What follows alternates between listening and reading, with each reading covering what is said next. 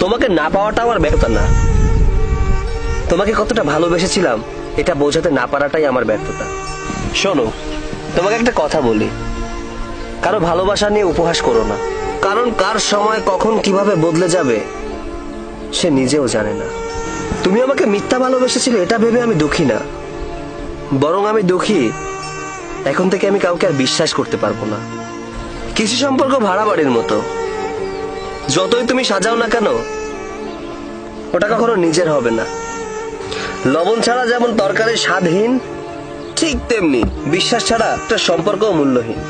বেঈমান ধোঁকাবাজ মানুষগুলোই ভালো থাকে, ভালো থাকে না শুধু তাদের বিশ্বাস করা মানুষগুলো। আর এটাই সত্য। ভালো থেকো। লাগবে না কারো ভালোবাসা, আমি একাই ভালো আছি।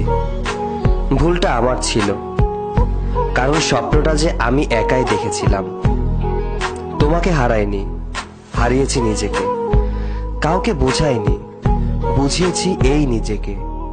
ভুল যেমন মানুষকে শেখায়, তেমনি ভালোবাসা মানুষকে কাঁদায়। অন্য কারো হাতে নিজের সুখ আমানত রাখতে হয় না, কারণ সে হারিয়ে গেলে নিজের সুখটা আর কখনোই ফিরে পাওয়া সম্ভব নয়। আমি সত্যিই ব্যর্থ, আমি তোমাকে কখনো বোঝাতে পারি নাই তোমাকে আমি কতটা ভালোবাসি।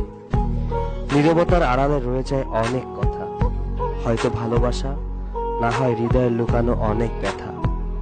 এটাই মানুষের জীবন, আর এটাই বাস্তবতা।